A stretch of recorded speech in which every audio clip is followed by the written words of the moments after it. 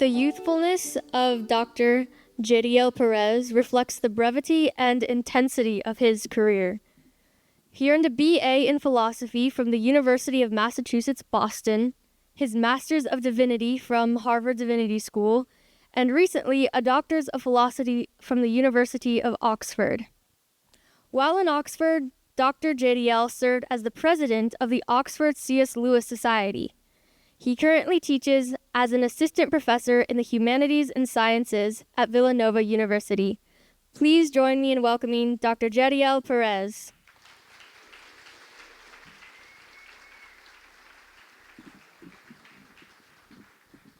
Thank you so much.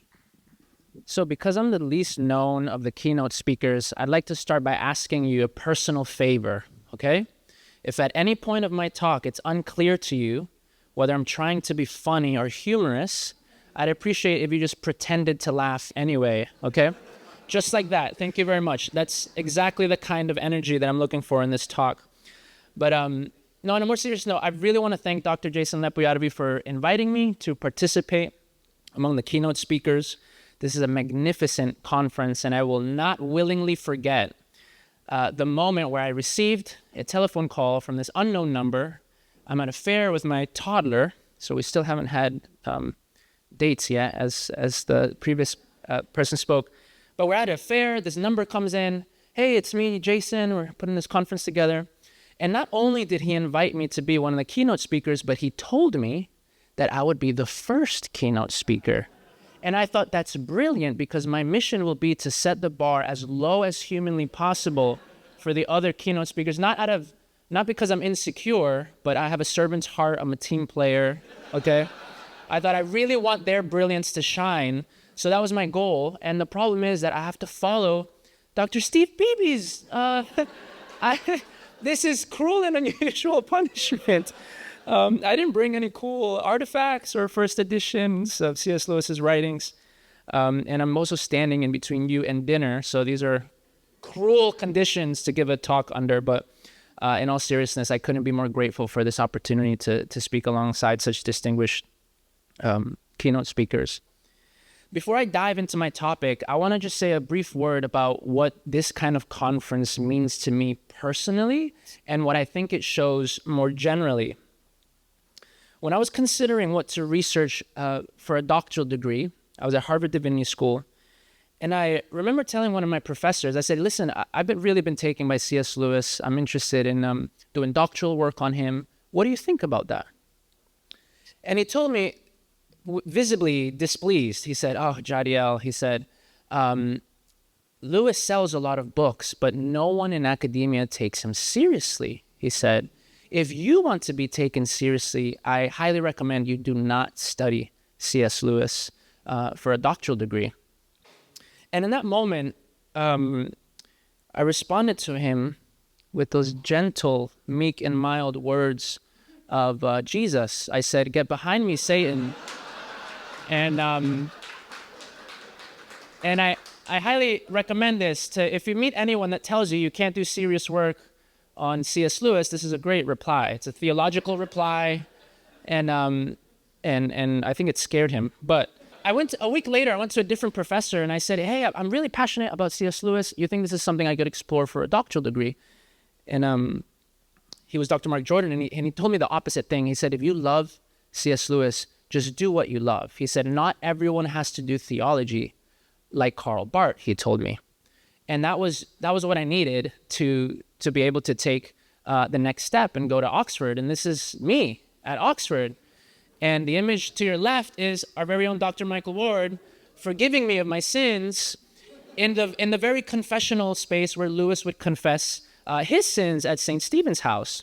So I thought it was very appropriate that I confessed my deepest and darkest secrets to him, and he absolved me. And the other picture is me with my two babies, my son, Jahdiel, who's 3 now, and then my dissertation that I had just defended. And that was a highlight that I won't forget. So what I'm trying to say is, it's so encouraging to see a conference like this with such high-quality papers, scholars coming together. And I think it shows that the tides are turning among academic theologians. So my dissertation was the first ever in the history of ever from the Theology department at Oxford. So it's strange that Americans were doing doctoral degrees on him while he was alive, and it took about 60 years for Oxford theologians to say this is a topic worth taking seriously. So I see that the tides are turning a little bit, and I hope that you and I can look back one day and say we were there when C.S. Lewis started to gain a little bit of recognition among serious academics. So while I was at Oxford, I heard rumors of this unpublished manuscript that Lewis had written. And it turns out that the rumors were true. So Lewis was vice president of Magdalen College. And in 1942, he wrote what I believe is the only drama in his whole corpus in this vice president's register at Magdalen College. So this is basically what I want to do in this talk. Two simple things. One, I want to briefly outline what this play says, the content and context of this play. And secondly, I just want to suggest three patterns or themes that this unpublished play fits in and what it can show us about Lewis's approach to writing. So I want to be very clear that the purpose of this talk is for review, research, and criticism. It was almost completely unpublished until a few months ago when Dr. Horben published his excellent text, and he's covered some of the play in there. So I'm going to limit the quotations that I show you from some of the quotations from that text. I'll be reading more, but they just won't be on the slideshow, okay? So Lewis was elected a fellow of Magdalen College on May 20th, 1925. Along with his teaching responsibilities and commitments to scholarship, fellows were expected to serve the college by participating on various committees in various offices. About 15 years into his time at Magdalen, Lewis was next in line in terms of superiority and seniority. And on November 6, 1940, he was elected vice president of the college. I cannot state clearly and forcefully enough how much Lewis did not want this job. And that's a fact that's really important to appreciate what happens in the play. This was the second time Lewis was offered the position. He had explicitly rejected it years before for at least two reasons that I will now mention. First, administration was not one of his gifts or passions. Okay, if you're like me and occasionally forget to respond to very important emails, this can be a source of consolation for you, as it has been for me.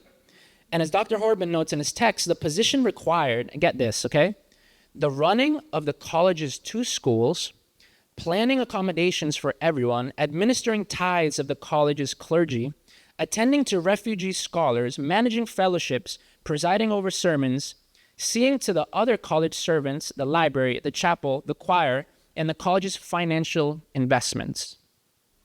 In short, the vice president had to be almost everything to everyone. Now, this task would be overwhelming in peacetime. Lewis had to do it at the start of the Second World War.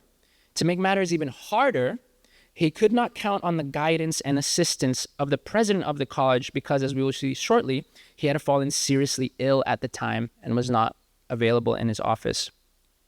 Therefore, Lewis would not just serve as vice president, but also as the acting president of the entire college and its operations. In addition to all this, Lewis's public career as a speaker and a broadcaster and public intellectual was just taking off. In 1941, he gave the first series of his BBC talks that would later become Mere Christianity. Soon thereafter, he preached his famous Weight of Glory sermon. And at this time, he also traveled extensively, crisscrossing his continent to give lectures to the Royal Air Force stations. This is the second reason Lewis had previously rejected the position.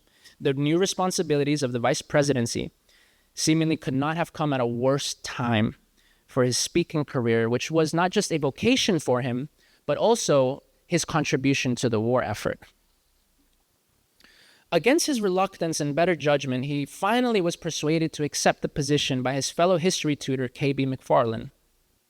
If you want to know about the politicking of this, which had very little to do with Lewis, again, I refer you to the second chapter of Dr. Horben's text.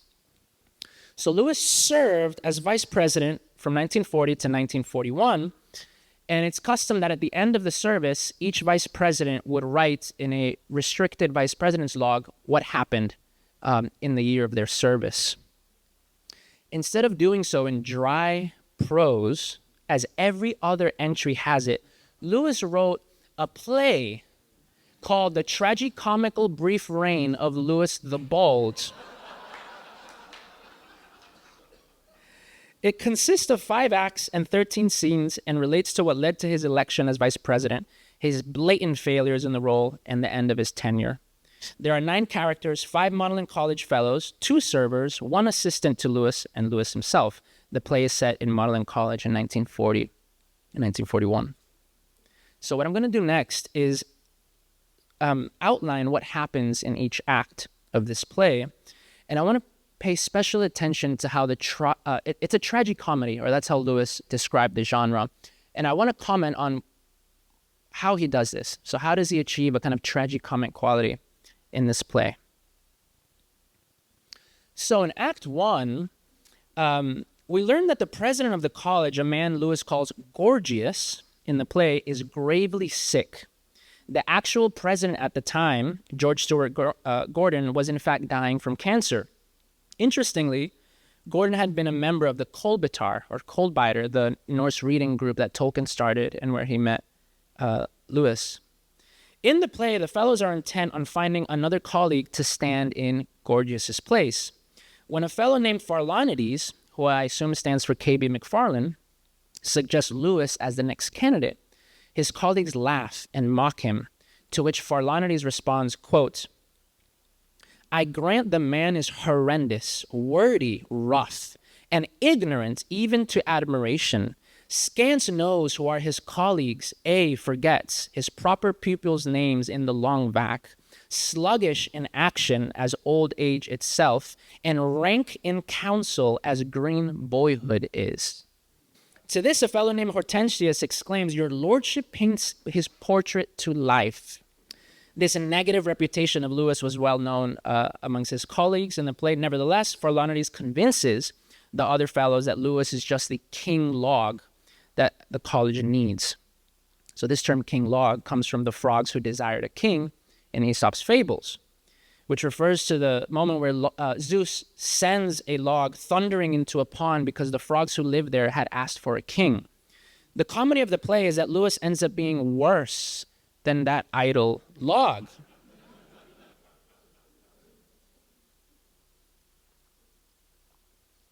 In the second scene, a fellow named Devala enters a smoking room with a skull in one hand and a decanter in the other, and straw in his hair. This is a double allusion to the tragedy of Hamlet, where straw is entangled in Ophelia's hair as she goes mad in Act 4, and Hamlet famously holds the skull of Yorick in Act 5. Devala proclaims, quote, "Now, were a man a worm, he could creep close out of the reach of all zoologists into wet valley and some 3 weeks' corpse. Fortune, fortune, all is but fortune." The grim speech illuminates the tragic context of the play. England was well into the Second World War, and potential attacks from the Luftwaffe could leave corpses in their trail.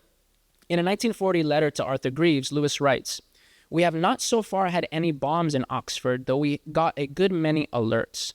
At first, we used to go out to the dugout and sit and freeze in the dark and the cold, but we now take no notice of them." End quote.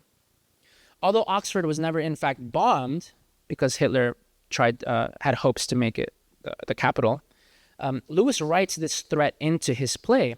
And the last line about fortune comes from the mouth of Stefano in The Tempest. So in just 4 lines, Lewis interweaves material from a Shakespearean tragedy and a comedy.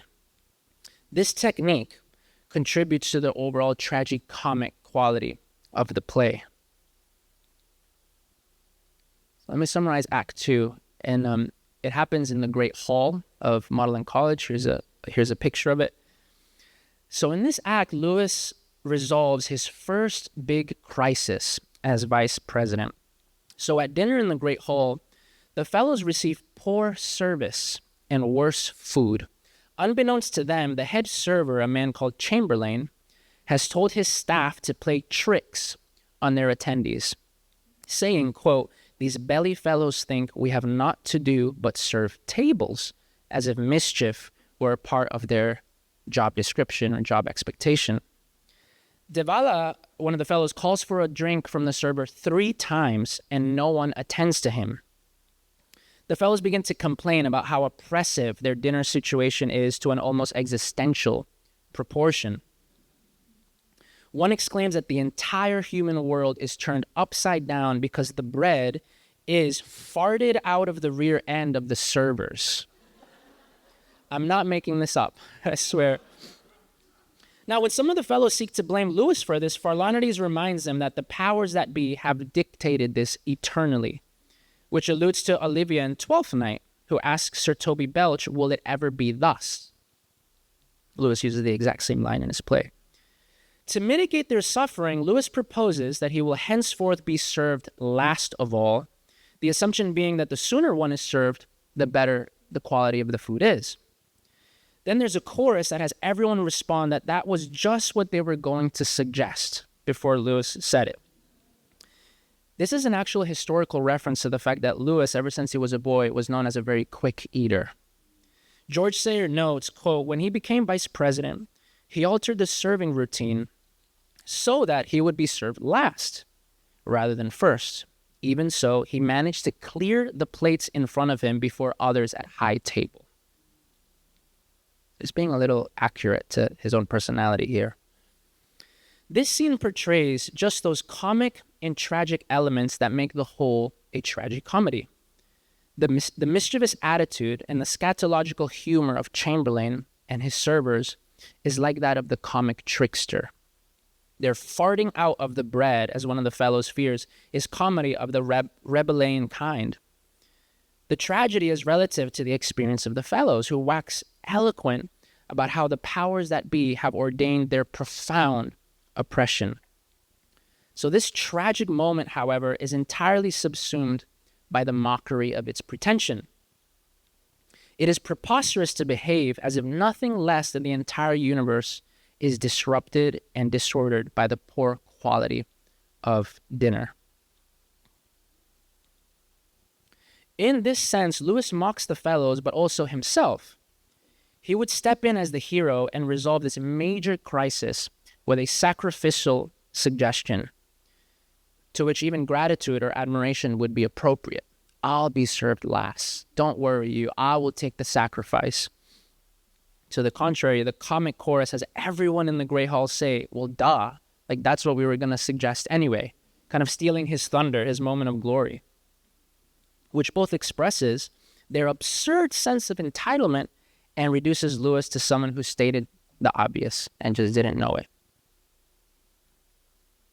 Let's pivot to Act 3. This begins with an even greater crisis that Lewis has to handle as the vice president. It is set in a college committee meeting, and a fellow named Stefano says, quote, "The sweating load of college ARP, or air raid precautions." This is basically just the policy of what you do when you hear an alert that the Germans are bombing, right? There's a policy. You have to go somewhere. You have to prepare people. That's what this is referring to. Stefano speaks of the sweating load of college ARP and the, quote, 20,000 rules we have to keep. Despite this oppressive burden, Lewis and the fellows begin to rejoice for having got all the policies down and created a plan. So after so much time, after so many meetings, they finally memorize all the ARP policies. They're just about to celebrate. We've done it. We're all on the same page. However, this mirth is very short-lived, and terror strikes when a messenger arrives at the meeting. I'm quoting him now. "My lords, I doubt I come to change your cheer." This green salutation echoes Shakespeare's tragedy Titus Andronicus, where Saturnus says, "Though chance of war hath wrought this change of cheer," picking up many of the same phrases, almost verbatim, of Shakespeare. One of the fellows begins to feel sick. Another cries for some ale, while a third comments on how quick the fortune of man changes. Lewis himself responds with this, quote, "We are prepared. Come, villain, do thy work. Give us the worst in few and kill our hearts, he says. Given the wartime context of the play, the allusion to sadness on war and the response of the fellows, one expects the messenger to deliver tragic news about casualties or victims. Lewis, however, turns this expectation on its head. The actual news of the messenger is, and I quote, "A wholly new design of the ARP, briefly confirmed in 30 volumes each, 100 pages long. Lo, here is the first. Must be engraved and presently upon your inner tablets with a style of brass." Now, there's comic incongruity here between the expectations that the fellows have and the content of the passage. Just when Lewis and his colleagues had learned and applied the 20,000 rules of the old design, they now must erase all of that and learn an entirely new design. This tragic element of the situation is futility that their hard work is reduced to by the new design. You might think of maybe Sisyphus rolling up the boulder of his mountain. It's kind of just meaningless work. Added to this is the comic effect of exaggeration and irony. Lewis writes 20,000 rules and treats a mere messenger as a villainous murderer. The new ARP design must not just be read and learned, but etched indelibly into the stone tablets of their hearts, almost as if it contained the Word of God. Besides, it is outrageous to call a plan written across 30,000 pages brief. That's kind of obvious.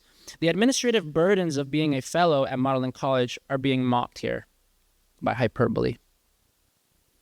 Now, I want to note for a moment that Lewis is again writing his actual experience into the play. So during the Second World War, he served as the Home Guard, which was a citizen militia formed to aid the British military.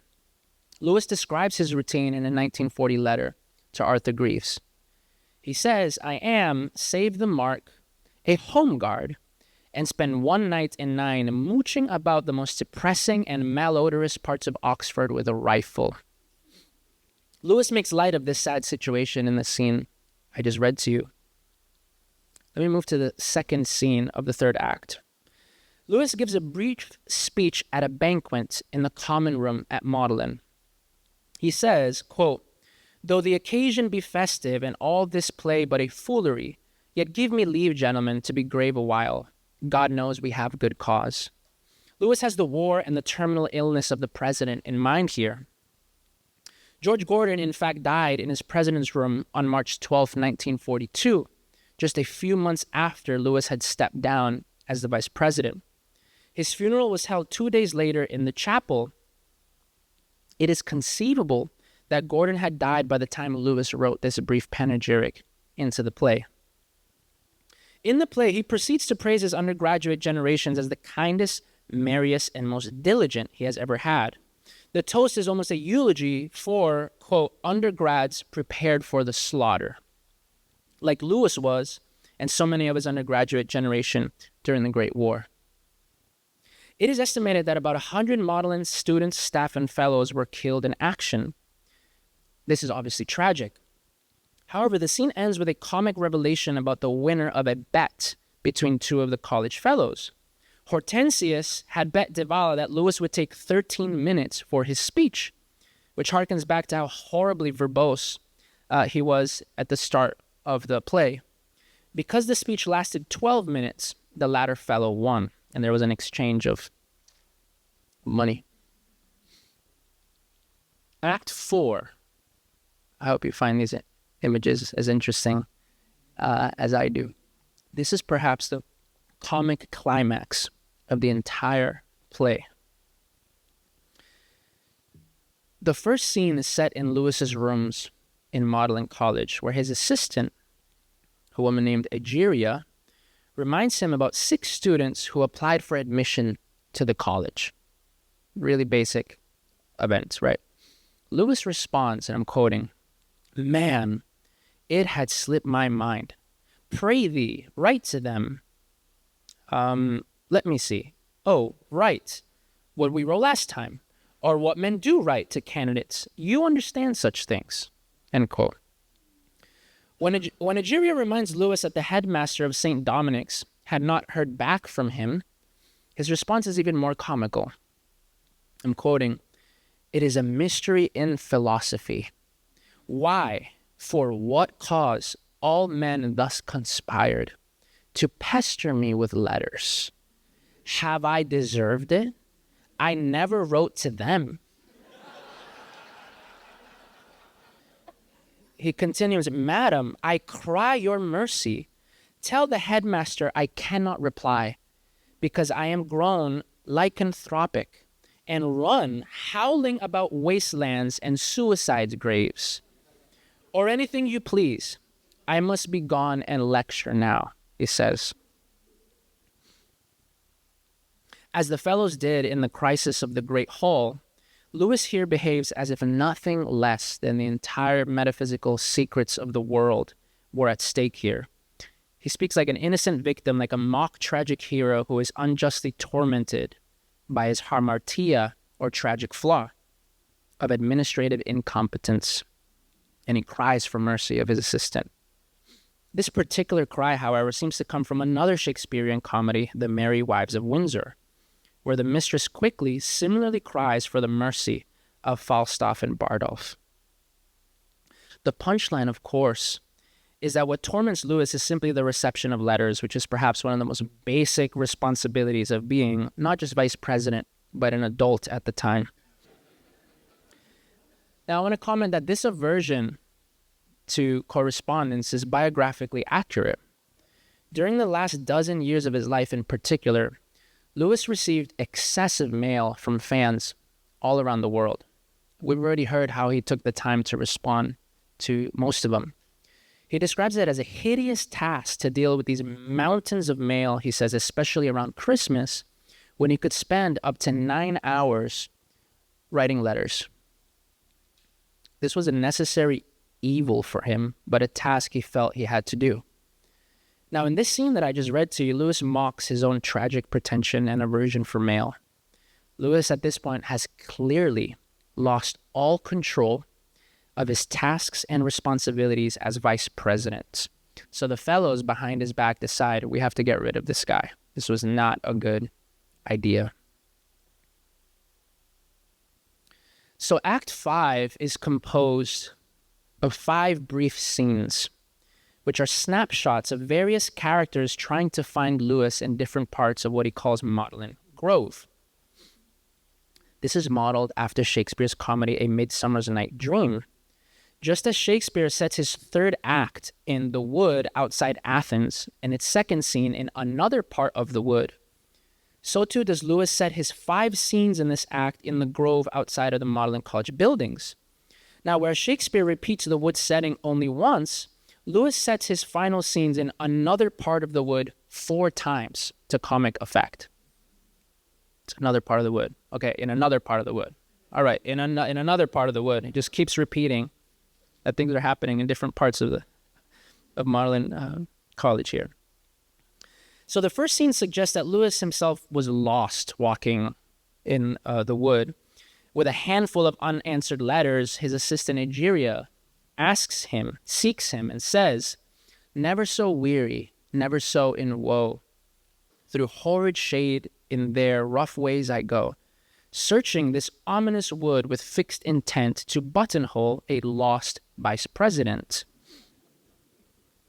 The first line here is almost verbatim from the mouth of Hermia towards the end of the third act of the Midsummer's Night Dream. "Never so weary, never so in woe. Bedabbled with the dew and torn with briars, I can no further crawl, no further go." Lewis comically portrays his assistant here as tormented as Hermia was for Lysander. In the second scene, Lewis says that he loves the glade here because there are no meetings or letters to be found in this area. He hears an unknown noise and hides. Perhaps like Adam and Eve did in the Garden of Eden, where they hear a noise and then God's voice and they try to hide. So Lewis is so afraid of running into other people and letters that he is terrified and begins to try to find a place to hide. So then Lewis makes it to another part of the grove and confesses that he can no longer bear his office and desperately wishes for release. In the fourth scene, a fellow finds Lewis in the glade and suggests that it is time for him to relinquish his office. Relieved, Lewis responds, quote, "What most unwillingly I did assume, I lay most gladly down," he says. The act ends with a cheerful chorus. Quote, "A great while ago this war began, with a hey, ho, the bomb, and the flame. But we'll burn Hartsonet upon Bassin Mound when the Poles enjoy their own again." Lewis here alludes to the final song of Shakespeare's Twelfth Night, where the clown repeats the line with the hay and the ho and the wind and the rain. And the play concludes on such a note of happiness and hope. Lewis is delighted to liberate himself from his burden of his office. Moreover, he looks forward to burning Hartsonet, who was the messenger in Act 3 who arrived with the new design of the air raid precautions, at the stake on a mound in Oxford, as if he were a heretic.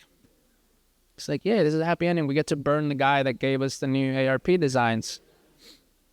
Like traditional comedies, this play has a happy ending, both for Lewis and the fellows that went to elect a new vice president. Now, that much is comic. However, the final chorus defers the happy ending for Oxford into an unknown future when the Polish people return home. Because the war continues, the happy ending for Lewis and the fellows does not undo the tragedy of the preceding drama. The president has died, the Germans still threaten to bomb Oxford, and the undergraduates continue to march to their slaughter. That's the general outline of this largely unpublished play. And what I want to do to finish my talk here is to just suggest what does this play tell us about Lewis and his approach to writing? So let me draw first a point that Lewis writes in Experimenting Criticism, where he says, quote, "A work of literary art can be considered in two lights. It both means and is. It is both logos, something said, and poema, something made."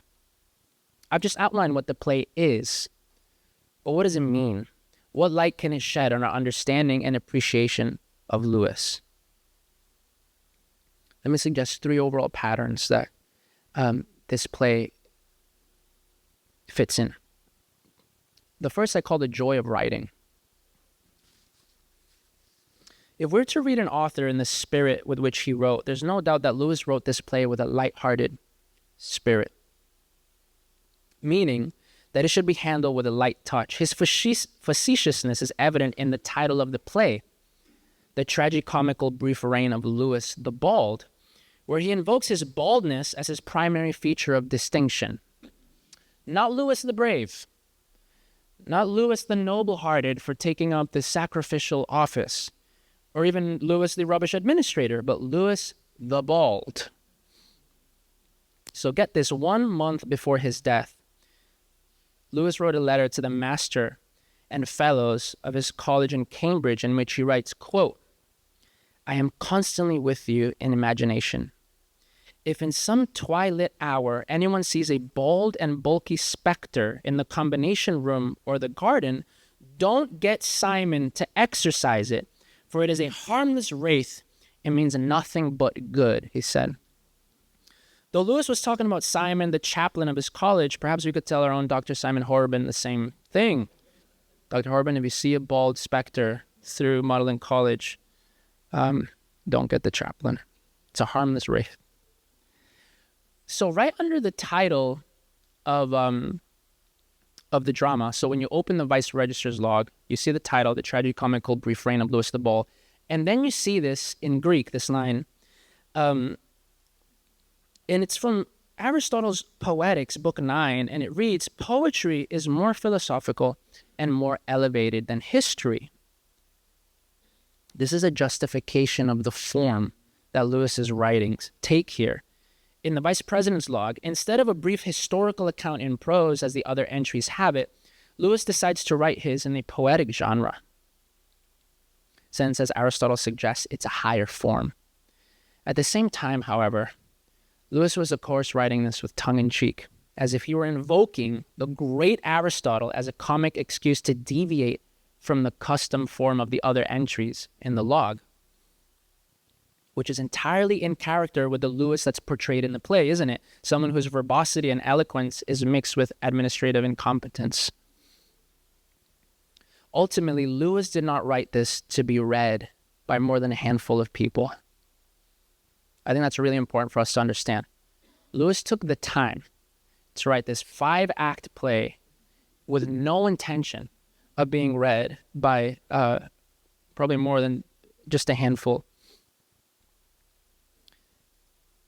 He had absolutely no clue that 60 years after his death, this Puerto Rican-American research beetle would be poring over his play very carefully and taking notes and chuckling to himself in the old library archives. If for no other reason, he wrote it for the simple joy of writing and at laughing at himself. This ties into what Dr. Steve Beebe just presented about his love of language. We can see this lighthearted approach to writing more broadly than just this specific play. Lewis did not take his writings with a kind of idolatrous seriousness. He did not write to be as influential as he's become. He wrote for the love and joy of it, out of a sense of calling and accountability to God, not to gain a massive following. When he called himself an amateur theologian, I've also found that he called himself an amateur historian. He means not just that he wasn't a professional, but it means that he was a lover of these subjects. I think the problem for some people when, it's difficult not to look up to Lewis and admire him and sometimes want to be like him. And we start to think, oh, I've heard this phrase, who's the next C.S. Lewis? I don't know if there will be another C.S. Lewis. I think God's like, just one. Everybody else, do your thing. Maybe some of us are like, man, I would like to be read that widely. That would be really great if people read my books like that. And there's nothing wrong with having these kind of high goals, I believe. And praise God if you do manage to reach that level of influence. However, we can learn from Lewis that making that the primary goal of writing is self-defeating and self-undermining. Lewis is so widely read in part because he didn't want to be widely read. You may know the story of him having this debate with Walter Hooper, and he was concerned about his brother Warney and said, who's going to take care of Warney after I die? And Walter said, well, the residuals from your books. And Lewis responded, you naive Walter, you don't know that approximately 4 years after an author's death, their books stop selling. And Walter said, I don't think that will be the case with you. And Walter said that was the only debate he ever won with C.S. Lewis. But the point that I want to draw out is he was convinced that his books would not sell after his death, as popular as he had become. So this raises some interesting questions about writing.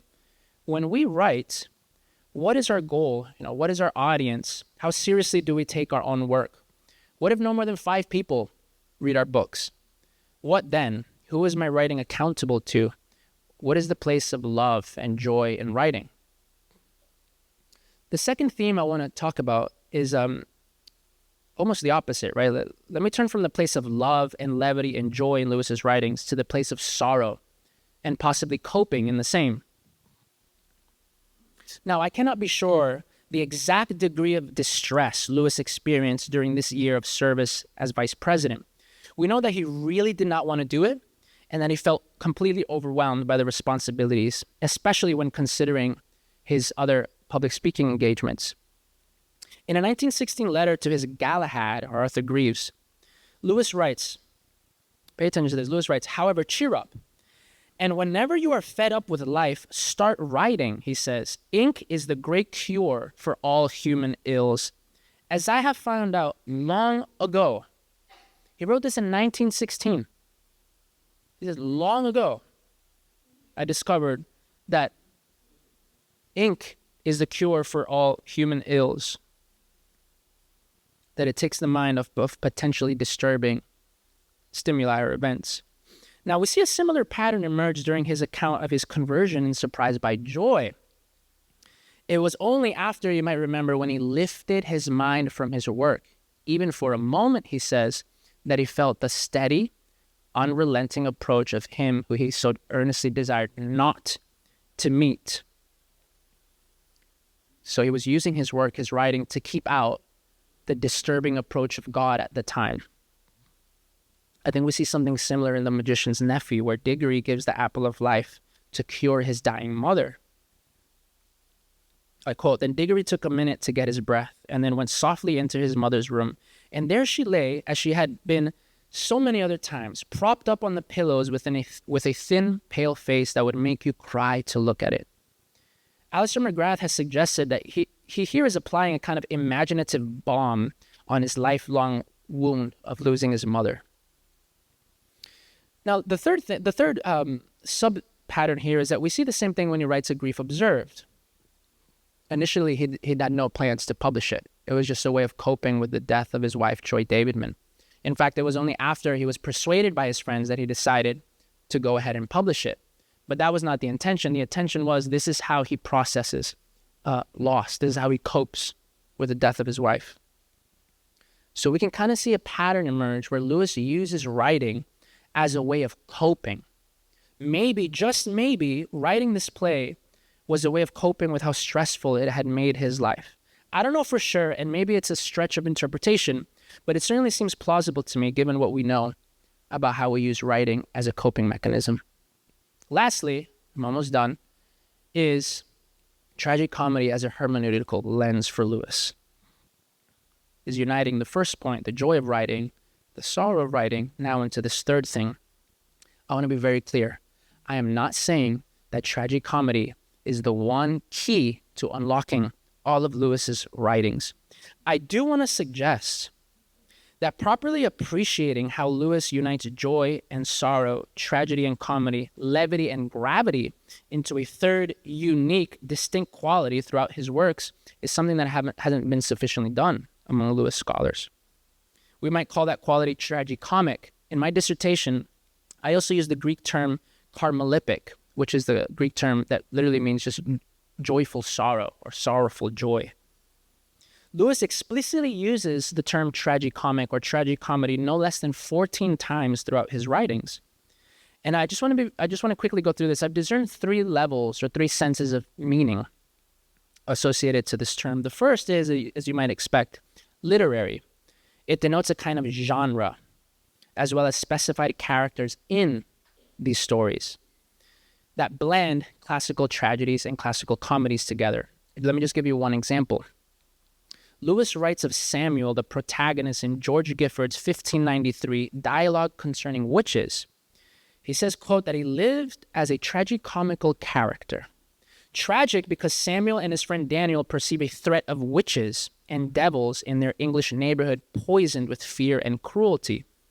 They suspect that witchcraft has inflicted suffering on the people and the cattle of the town. However, their excessive suspicion becomes comic paranoia. For example, Samuel tells Daniel that there are hares, weasels, and cats that often stare at him as if possessed by the spirit of a witch.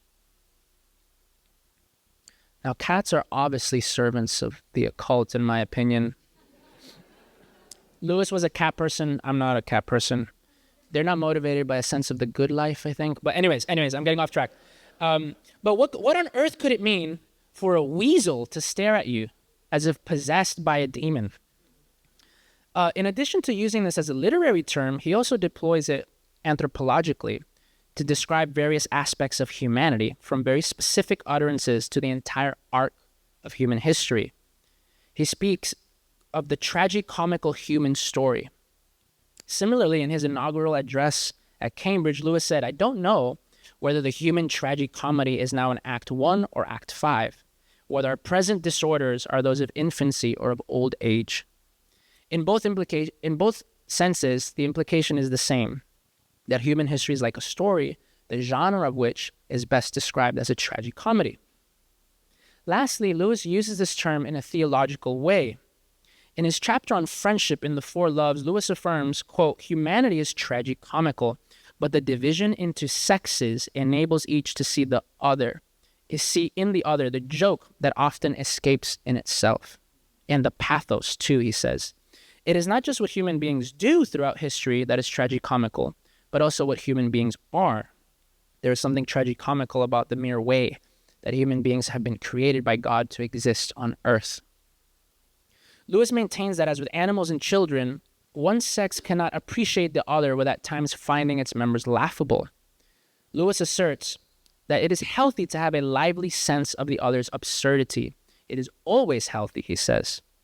The problem with modern humans for him is that most people are too self-absorbed and take themselves too seriously to appreciate the joke and the pathos in this. So in my research, I surveyed the places in Lewis's writings where he performs this synthesis of tragic qualities with comic qualities. Let me give you just one more example before I close. In a 1953 letter, Lewis comments on the coronation ceremony of Queen Elizabeth.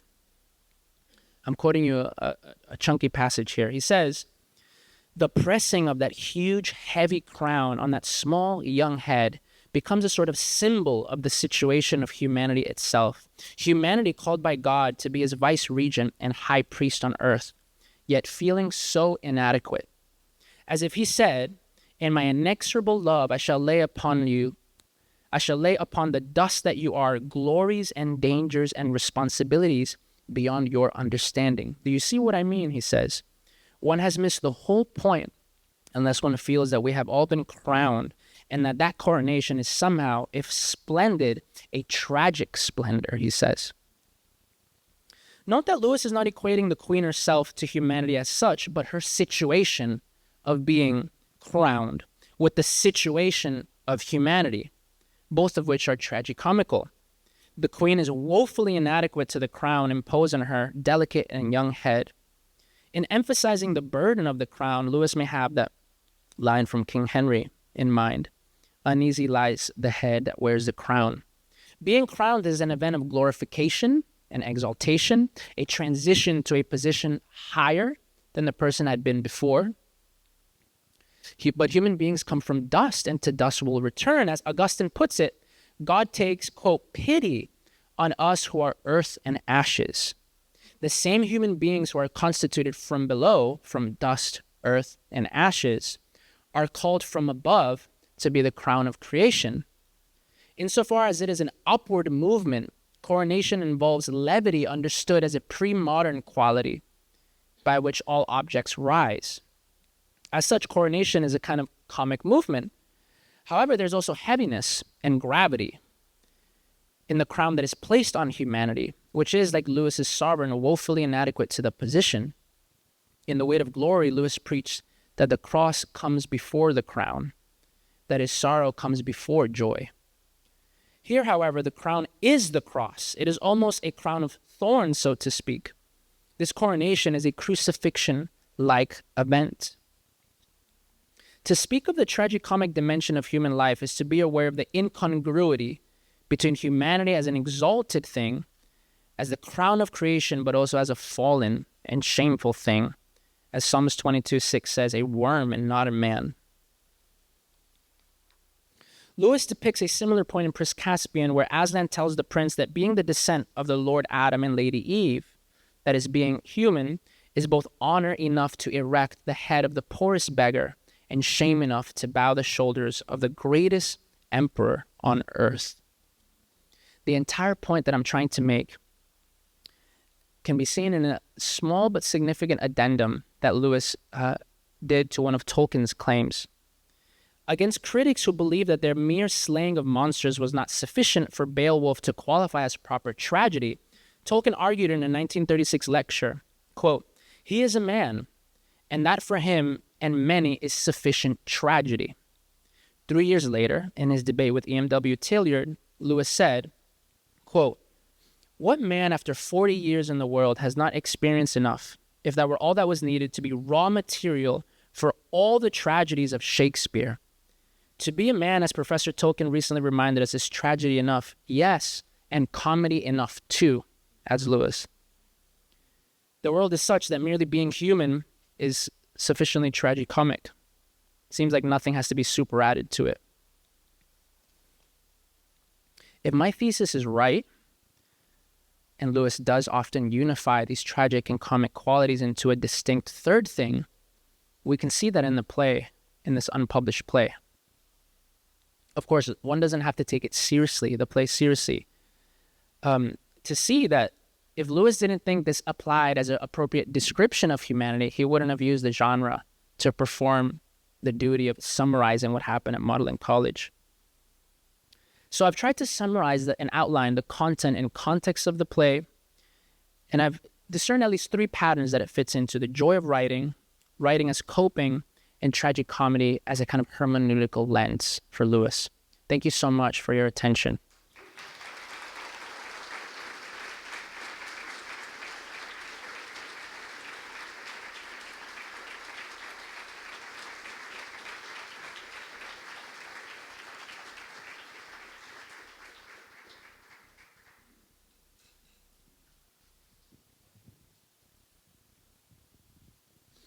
Okay, we have plenty of time for questions.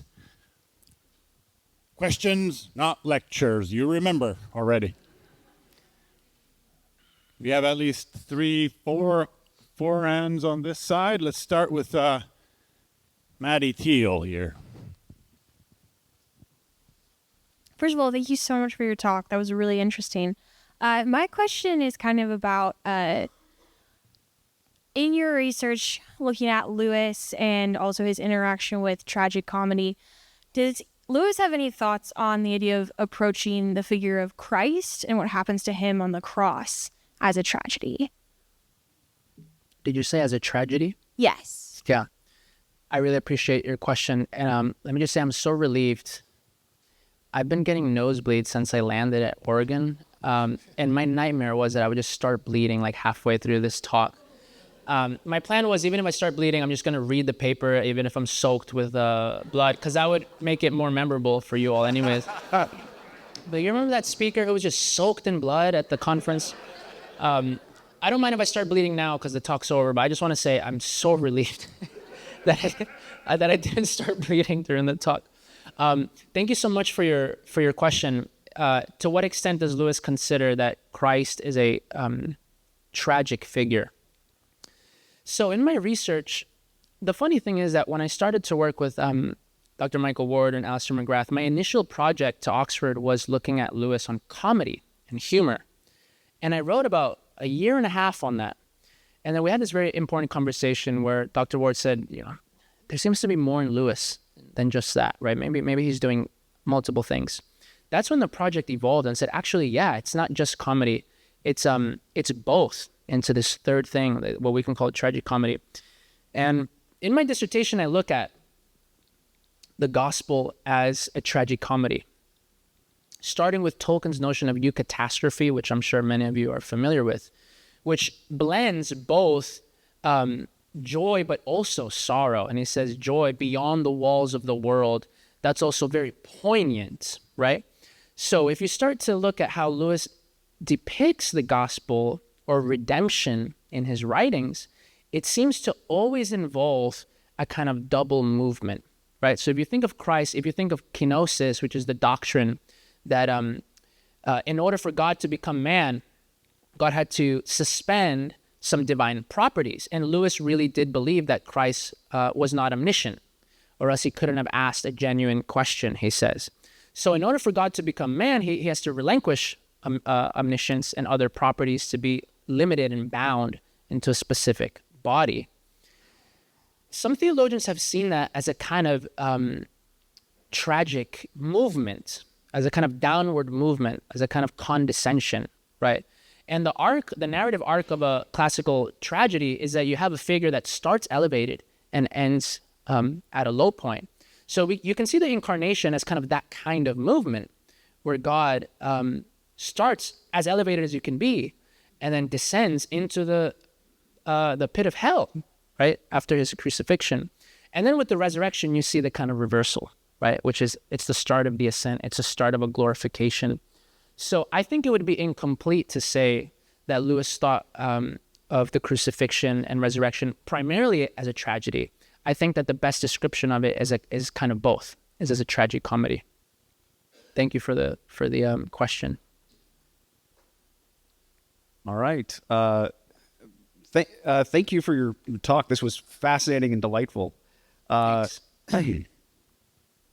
my question is something that I immediately am consumed with curiosity about when you talked about Lewis scribbling this 5-act play in this document that nobody was going to see.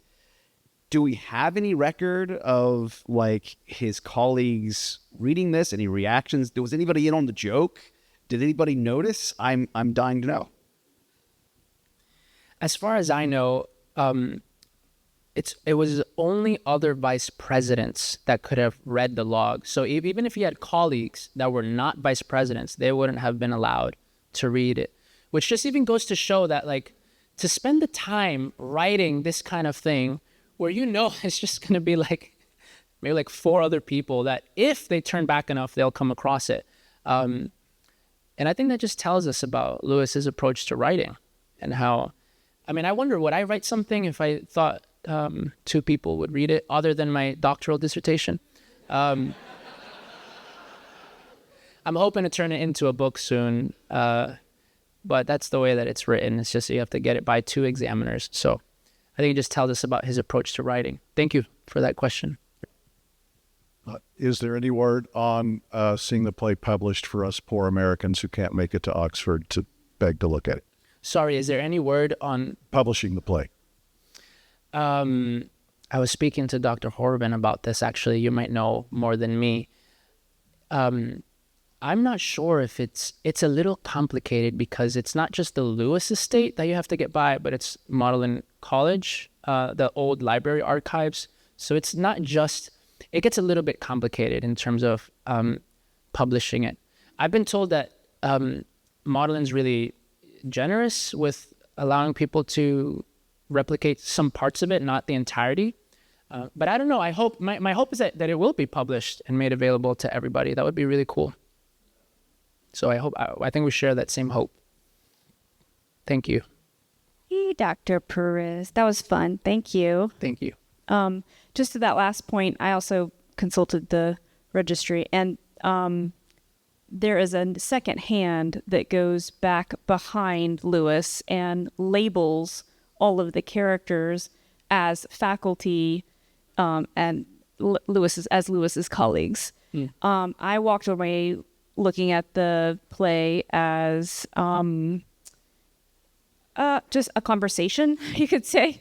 A reactive kind of conversation was my read. This is a conversation between Lewis and people who he may be disappointed in his service or his failing in his service. At the end of the play, if I remember, correct me, but like he's thrown out, right? Isn't he thrown out by his colleagues, or is he just quit at the end of the play? So But there's celebration. Yeah, right? there's definitely celebration. that he's out. But but the hand going back behind and labeling the different characters, I didn't read it as a kind, like a pleasant the second reaction. Hand. Yeah.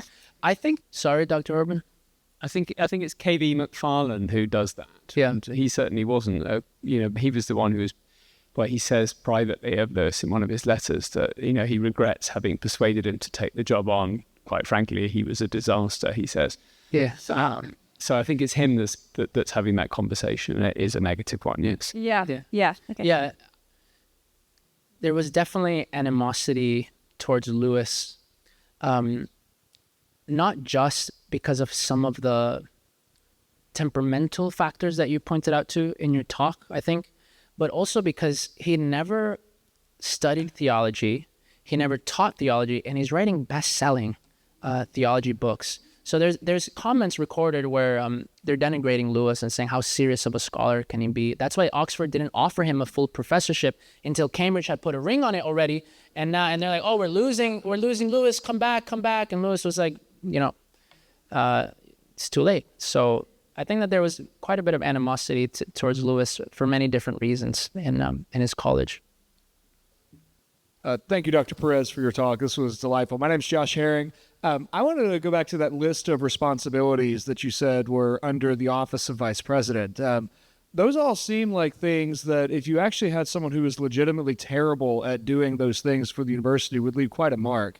Are there any records that would attest to whether or not Lewis was actually a terrible administrator? I mean, like, does this guy have to come in and like resupply food? Were there really students who were not admitted to the university because Lewis forgot to mail them letters of admission? Like, talk to us just a little bit about kind of the practicalities, if you could, about Lewis as a rubbish administrator. Yeah, so so my understanding is that it was not uncommon for the incoming vice president to serve another term immediately, but Lewis was so bad that they only allowed him to serve one term. I think that's enough proof to be like, he must have been really bad at his job. But yeah, that's my understanding, that he was just actually not great at administration, which again is a source of consolation for me when I hear that. Thank you for a delightful talk. I also read into this a certain level of disdain for the old process. You know, the magazine comes out, you have to write the debating society thing, and you end up da-da-da-da, we debated, and a good time was had by all. And I think there's a bit of disdain for the process here. Who's going to read it? 5 people. What is the comparison, your reaction to that, and the comparison to others? Are the hagiographies, I was so wonderful, or what do the other vice presidents say? Yeah, that's a good question. So here's the thing. It's a really funny, can I go back to, remember, guys, get behind me, Satan, okay? But as you sit down at this round table to read the vice president's log, I was hoping to have a little bit of freedom to read the other pages of the log, but the archivist just literally like sat right next to me the entire time, not checking her phone, nothing, just staring right at me the whole time. And I was like, could you give me some space here? Like, I want to turn these pages. So I went a few times and I didn't get, I was very nervous about reading the other vice president's logs. So be prepared. I highly recommend it. Be prepared if you want to read this, that you will be watched very closely. I wish I had been able to look at the other entries, but I wasn't able to. Sorry about that. Hi, my name's Heidi. The question I have is related to structure and comedy. From your talk, it sounds like a lot of the comedy leans into the structure, the plot beats of the play versus the lines. Do you find that Lewis was throughout the corpus, was there a strength he had structurally, either toward tragedy or comedy versus line by line writing? Any thoughts you have on that? Yeah, that's a great question.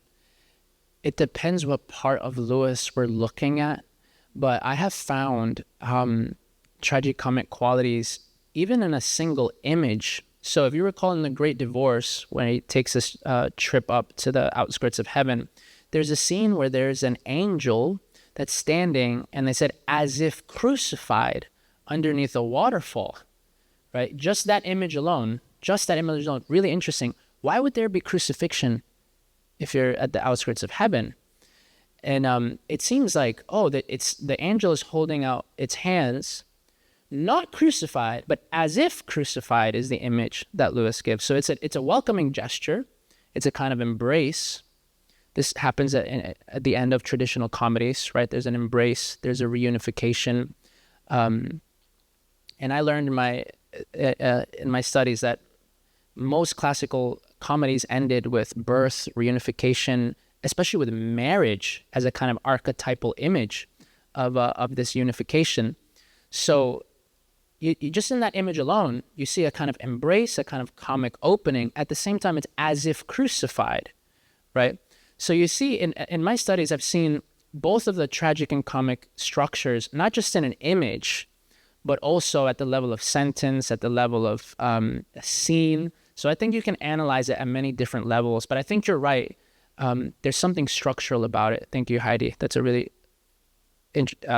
good question. Hey, nice job. That's really important stuff. I hope we get it out soon so we can be working on it.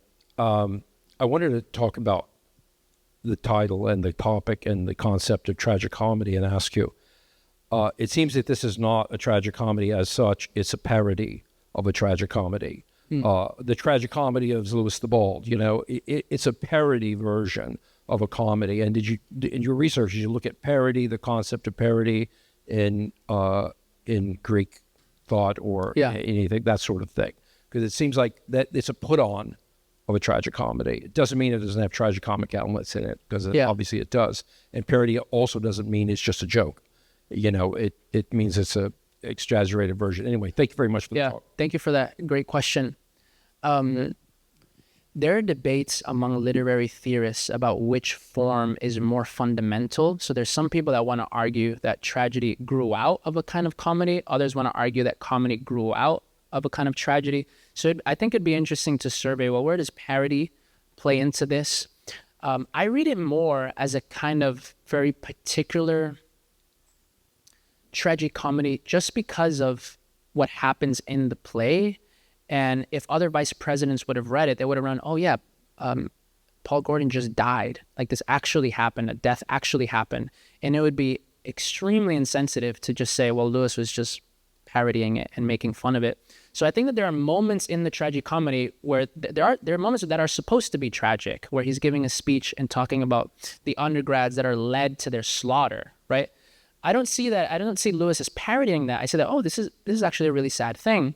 But at the same time, just a few moments later, he makes fun of himself and makes fun of some of his colleagues.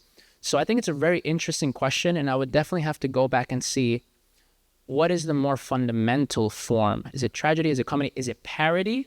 And I think that that's a really generative question. I didn't want it to seem like I meant it was all a joke, because the parody is not necessarily that. And the scene where he gives a speech about Gordon and then the other stuff is just incredibly moving. And very beautiful. Grateful for the insight and another layer of Lewis that I'd never thought about, and just thankful for your work. Thanks. I'm jealous of your experience. I'm jealous of Steve's library. I'm jealous of covetousness all throughout the conference. I'm struck as you were talking about tragicomedy about a couple of things, that how Lewis connects what he thinks with what he does. And in 1950, in a letter to Sister Penelope, he says, "It would be very dangerous to have no worries, or rather no occasions of worry. I have been feeling that very much lately, that cheerful insecurity is what our Lord asks of us." So this is 1950 as Minto is dying and Warney's doing what Warney's doing, and he's cab horse tired near the end of his career.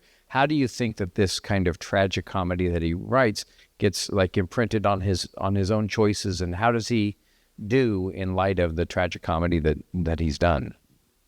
That's a great question. I knew you were going to cite a letter the moment you raised your hand, and I got really intimidated. I think you've been pretty gentle with me, but I appreciate it. I love this concept of cheerful insecurity, which is the same. How can you be both, right? Cheerful and insecure. And what I love about Lewis's writing is that he could have easily swayed one way or another. He could have easily said, after his experiences in the First World War and the Second World War, when he saw its carnage, he could have easily said, okay, we really need to lean towards tragedy. And in fact, I started my dissertation by surveying two moves in contemporary theology. One is a kind of tragic imagination. Think about Rowan Williams. Think about a host of other theologians that have said, we need to recover and reaffirm tragedy as the fundamental paradigm of theology, especially after the 20th century.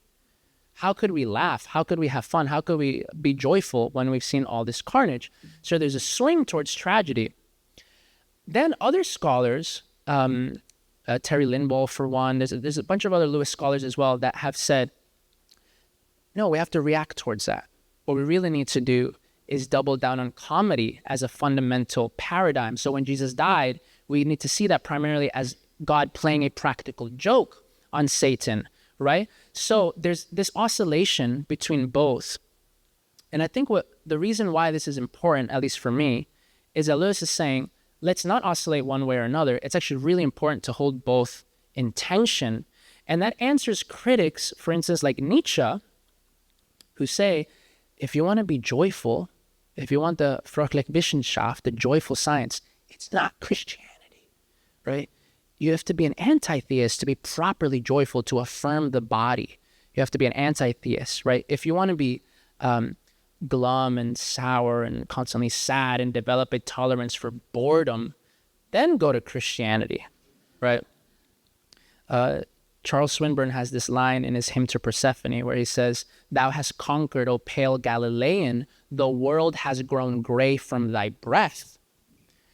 And he's saying life was so colorful, we had so much fun with the pagan gods, and then when this pale Galilean rose, now all the fun has stopped. So there's a criticism that says, well, yeah, if you want to be boring and sad for most of your life, you go to church, right?